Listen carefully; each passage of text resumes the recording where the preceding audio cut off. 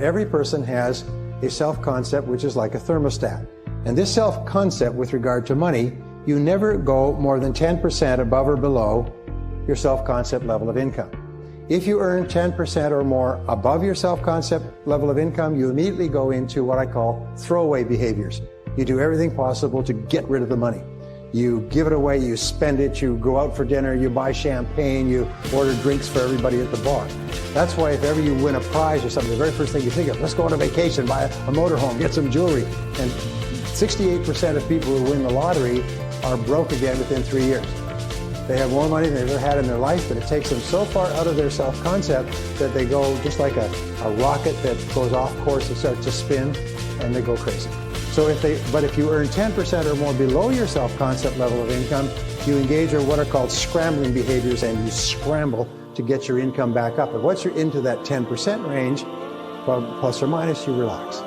And this becomes your comfort zone. This becomes your comfort zone.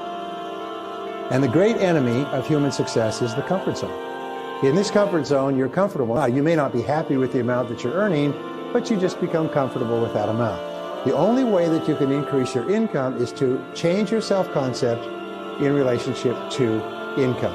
And what we know is that your overall self-concept is determined by your self-concept in all the areas of your life that you consider important. So, I'm going to give you a very simple technique to double your income. Now, if you increase your productivity and your performance and your output by 25% per year, you will double your income in 3 years. Now that means 2% per month. If you become 2% more productive or better at your work every month, that's 25% per year. That's double your income in 3 years. However, once you do it, you can do it again. And you can double your income again and again. And the highest paid people in our society increase their income 10, 20, 30% each year because they're constantly becoming more productive. So here's a very simple technique. Imagine that there's two types of work that you do. There's work that we will call work number one, all right? And this work is work that has big potential consequences. If you do this and you do it well, it makes a big difference in your life and your family and everything else. The other type of work you do are what we call number two work, and this work has no potential consequences. So the first category of work moves you toward your most important goals faster than anything else. This other type of work does not move you toward your goals, and even worse, it moves you away from your goals. All the examples of time that you waste doing things of no value. So here's a simple way to become one of the highest paid and most productive people in society is do only number one tasks. Do only those things that are moving you every day toward the goals that you say you want to achieve. You want to earn more money, be happier, be healthier, move up in your business, have a nice house and a car, travel. Only do those things all day long. If you only do those things, the things that have great potential consequences, it transforms your life. Now here's another discovery. 95% of what you do comes from habit. And if you do something repeatedly over and over again, what do you develop? You develop a new habit. You've heard the rule, the 80-20 rule, the Pareto principle, that the top 20% of salespeople make 80% of the sales, that the bottom 80% of salespeople make 20% of the sales. You know what the difference, the ratio is there? The ratio is the difference between 16 to 1. That the average income of people in the top 20% is 16 times the average income of the people in the bottom 80%. Now, let me ask you a question. Does it mean the people in the top 20% are 16 times better than the people in the bottom 80%? 16 times more experience? Do they work 16 times the number of hours? Do they have 16 times the number of years of education? Are they 16 times more handsome? Are they 16 times anything? You know that it's not humanly possible to be twice as smart as somebody else. Unless you're looking at very, very unintelligent people and very, very brilliant people. It's just really not humanly possible on average for us to even be twice as smart as anybody else. But 20% of these people are making 16 times the average of the rest. In our society, there's a lot of controversy over why should I work so hard for my job? The fact of the matter is that less than 5% really succeed. Less than 5% of the population really succeed at life. Of 100 people working today, only 1 will be wealthy when they retire. 4 will be financially independent. 15 will have some savings. 80% will be broke and dependent upon charities and pensions. Only 1 or 2% of people in each generation really makes it in life. And in every single study, those people who make it are those who work hard, hard, hard. And if you think that it's hard to be successful, try being a failure. Try coming to the end of the trail with no money, dependent upon pensions, and you don't know what hard is until you try living like that. But if you work hard, the average self-made millionaire in America works 12 to 13 hours a day, works about 60 to 65 hours a week. I'll tell you this with regard to hard work, that in our society, you only work 8 hours a day for survival. Everything over 8 hours is for success. And if you're only working 8 hours a day, you're in trouble. If you're only working 8 hours a day, you better have a rich uncle, or you better have somebody else who's going to take care of you, because 8 hours a day only gets you survival in our society. Because it's so competitive that somebody else is working 9, they've got an edge on you. Somebody else is working 10, they've got a bigger edge on you. Every hour over 8 that you invest is an investment in your future, is an investment in your success. And if you put in the hours over 8, whether it's studying or reading or working, if you put in the hours, it will pay off, and it will pay off in spades. It's like throwing seed in the ground. When you throw a seed in the ground, the plant that comes up is not just one seed, it's hundreds of seeds. There's a crop that you put in, but you must put the seed in the ground first. The market only pays excellent rewards for excellent performance. It pays average rewards for average performance. It pays below average rewards for below average performance. And I talk to men and women all over America who are unhappy, and they're sad, and they don't like their work. And you know why? It's because they're not good at what they're doing. So your earning ability is the most powerful and most valuable financial asset you have.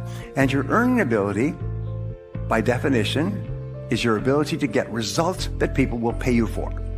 Now, this doesn't mean that you are not a valuable person. Each human being is of incredible value. But some people's earning ability is much higher than others. And your earning ability is an asset, so it can be either increasing in value or decreasing in value. Now, here's what they studied, here's what they found in the studies. The 80-20 rule. They found that the bottom 80% of people, the ones who struggle for money and worry about money all their lives, these people, when they take their first job, will work to a certain level, and then they will level off and never improve for the rest of their lives, unless they're forced to. And so therefore, 10 years after starting work, the average person today is no more productive at getting results than they were after 1 year. But they find that the people in the top 20% are very different. The people in the bottom 80% increase their income about 2 or 3% per year over the years. People in the top 20% increase their income at an average of about 11% per year. If your income goes up 11% per year, you will double your income every 6 or 7 years. And then you will double it again, and then you will double it again, and soon you live in a beautiful house, and you drive a nice car, and you'll send your children to private schools, and you'll have a nice bank account, and you'll be happy. But if you don't keep increasing your income, nothing good will happen. Now, what is the difference? The answer is the people in the bottom 80% don't learn anymore after they leave school. But the people in the top 20% are always learning new things. And as a result, they are increasing their earning ability. People in the top 10% in every field think in terms of their hourly rate. How much I earn each hour.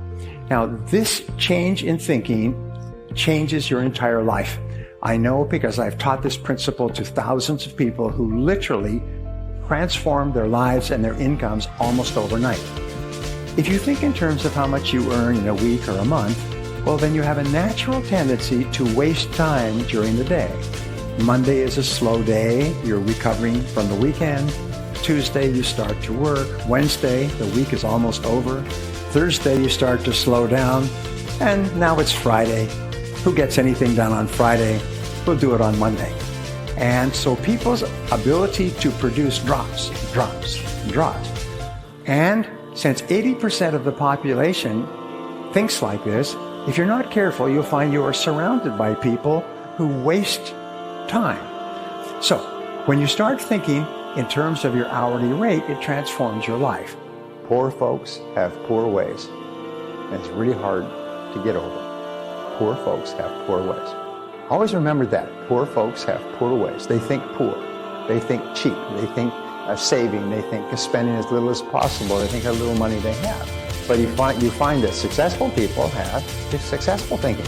They think very, very differently than poor people. And so remember that poor folks have poor ways, but rich folks have rich ways. It's because people who make a lot of money, my friend Jim Rohn said, he said the most important part of becoming a millionaire is not the money, but it's the person you have to become a millionaire. You have to become a totally different person to go from zero to being worth more than $1 million. But the good news is that if you lost all of your money because of a crash in the economy or something else, you can make it all back again because now you're the kind of person who can make it. Once you become a millionaire in your thinking, then it's only a matter of time before you quickly restore that amount of money in your reality. So the starting point is to change our thinking, which we have said over and over again. And I've written extensively on this, but the path of least resistance is a really big killer. What it is the tendency to look for the easy way, the fast way, the cheap way, the method of least effort or least cost to achieve things. And what we have in our society today, which is as a result of several generations of affluence, is we have an enormous number of people who are literally addicted to the shortcut, the easy way, the fast, quick way. There's an old saying with regard to these get-rich-quick schemes. When a man with experience meets a man with money, the man with money is going to end up with the experience, and the man with experience will end up with the money. So you'll find that the newspapers and magazines and television are all full of get-rich-quick schemes, because there's always people who think it's possible to get rich quick, get rich easy. All you have to do is find a trick or a gimmick. And there's an enormous number of people who say rich people are just people who are lucky. They just had a gimmick. There's a trick. The fact is that the rich have been studied at great length. It takes about 22 years from the time you decide to become a millionaire before you hit $1 million net worth, X your house. It takes about 22 years on average, based on the studies of many thousands and tens of thousands of self-made millionaires. People say, wow, that's a long time. If it is, get on with it. So people start at 20, by the age of 42, they're millionaires. By the age of 45, they're dual millionaires. By the age of 50 or 55, because as we say, the first million is hard, the second million is inevitable. And so what you do is you have to make the first million. Why? It's because you have to become a very different, disciplined, higher form of human being to actually make such a contribution that you actually earn and hold on to more than $1 million. It forces you to become somebody really different than you've ever been before. Financial freedom is a real big issue today. Financial freedom means that you don't worry about money. Worries about money, by the way, are the number one reason for marital breakdown. Worries, disagreements, arguments over money. So if you have problems with money, they affect your relationship. If you have problems with your relationship, they affect your health. If you have problems with your health, it affects your peace of mind. And money is a major issue. We've been living through the most affluent country in the most affluent time in all of human history for the last 50 years. We've grown up in a level of affluence that is unimaginable for 95% of the world. And we've come to believe that this is what we're entitled to. You grow up in America, you're entitled to a fat life. One of the things that is leading to major social disruptions is a lot of people are finding that it's not true anymore. Because today, if you want to be financially successful, you're going to have to work very hard. You're going to have to get up early and hit it hard and work all day and work into the evening. You're going to have to work 6 days a week. There's no wealthy people who work 5 days a week. Zero, nada, nicht, rien de chose. None. There's no successful people who work 5 days a week. Because if you work 5 days a week, you actually only work about 4, and you start late, you leave early, and you waste time all day long. Successful people work long days and they work into the weekend. However, they're doing something they enjoy, and they're doing something they get tremendous satisfaction from because they're making progress, and as a result, it's really not work. You know the old rule, I found something I love to do and I never worked again the rest of my life? I worked 7 days a week, but I never worked a day. And you'll find that when you do that, which you will before we're finished, when you start to find what it is that you love to do and put your whole heart into it, you never work again, and you get paid more than you ever dreamed of, and you don't even care. You don't even count the money anymore because you're just getting so much satisfaction from using yourself at the very highest level. And so financial freedom, this is something people have to start thinking about. The worst thing you can do today is to be in debt. As you know, as they say, the debt comes and goes, but the interest payments stay forever. And it's the interest that kills you. It's the constant payment. Look at that. So one of our goals is to achieve financial freedom. And this isn't something that happens by accident. We don't say, well, geez, I'm financially free this morning. No, what we have to do is we have to set it down and make a plan, and we have to work on it for a long time. It's not something you can do once, it's something you need to do throughout your career. And too many people today are deeply in debt. 70% of Americans live from paycheck to paycheck. 70% of Americans. What that means is that they have no money. They have no reserves. The average American family at the age of 40 for the major breadwinner has a total net worth of about $40,000. And that's including the equity in their home. At the age of 60, they have a net worth of about $62,000. And an average of about $1,000 a year. Most people without pensions, that's why there's so much political controversy, without pensions, most people would be destitute. They'd be impoverished because they have nothing. 70% have nothing. Why? It's not because they haven't earned a lot of money. You know that if you saved $100 a month for your entire working lifetime, you'd be worth more than $1 million when you retire. $100 a month. If somebody put a gun to your head, could you save $100 a month? Yes, if your whole future depended upon it, could you save $100 a month? Well, he does. And people don't even save that. They spend it and they buy stuff they don't need to impress people they don't like. So here's what we start with our entrepreneurs. We say there's 4 keys. One is to clarify. Clarity is 95% of your success. Be absolutely clear about who you are, what you want, and your goals. Second is to simplify. Strip out and get rid of all of the extraneous things in your life that are bogging you down. Number 3 is to maximize. And maximize is to take your special talents, abilities, and opportunities and really develop them to a high level. And number 4 is to multiply. And that is to leverage your talents and abilities. So here's the definition. We say clarify is develop absolute clarity about who you are. One of the things we do is we help people take assessments to determine who they are, what they like to do, what they're supposed to be doing. And we find that if you're in the wrong career for you, you'll never have any excitement about it. You'll never have any desire to get better at it. But if you change and you start doing what is right for you, you suddenly come alive. You become excited about what you're doing. So who you are, what you want, and the best way to achieve it. Clarity, clarity, clarity. Second is to simplify. Simplify means to delegate, outsource, and eliminate all low-value, no-value tasks and activities in your life. In other words, look at the things you do in your life that contribute very little to your success, but you keep doing them anyway. And you'll find that about 80% of your life is trivial.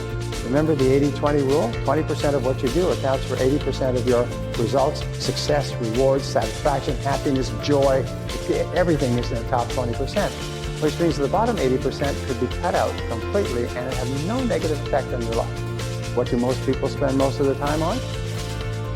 Bottom 80%. You know, television watching, since the last time we did this seminar just a few months ago, at that time it was 150 hours a month for the average adult in America. It's up to 158 hours in less than a year. Average Americans watching 5.5 to 6 hours of over 5 hours of television per day. Average non-adult is on social media 5 hours a day. Television watching, by the way, for young people is dropping dramatically. The networks are going bonkers. So it's older people who are not high-tech. They watch television 5 hours a day. Just imagine if you took 2 of those hours and you read something worthwhile. You'd be rich in a few years. Television makes you poor. They did an interesting study. They took people with socioeconomic categories, Wall Street Journal. They found as you went down the socioeconomic categories to the poorest of the poor, they had no books in their homes and the biggest televisions they could afford. As you went up to the top, and they watched about 7 hours of television a day. As they began to go up in terms of income, television watching decreased until they got to the top 5 or 10%. These people very seldom watch television. They would pre-record something and watch it at their leisure. Later on in the evenings or on the weekends, very seldom watch television and their homes are full of books. So if you wanted to get into the top 10%, what you do is you have to do things that the top 10% of people do.